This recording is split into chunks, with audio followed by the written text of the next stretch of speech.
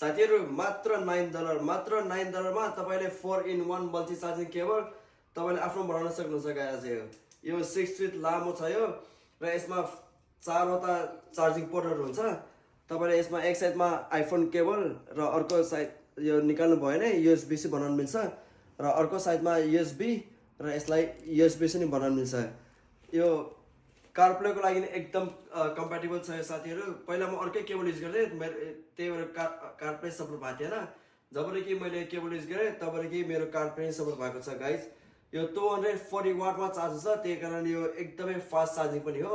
यो टिकटकमा एकदमै भाइरल पनि छ र एकदमै बिकिरहेको पनि छ। यो अलमोस्ट 300K ले यो किनिसक्यो गाइस टिकटकमा र 4.6 रेटिङ पनि छ। एकदमै राम्रो रेटिङ पनि छ गाइस यसमा। तपाईलाई पनि यदि यस्तै खालको हेरन भएको छ भने लामो केबल त्यसमाथि नि फास्ट चार्जिङ र 4-in-1 मात्र $9 पाइरहनु भएको छ। तलको ओरेन्ज कार्डमा क्लिक गर्नु होला र आफ्नो बनाउनु होला यसलाई साथीहरु।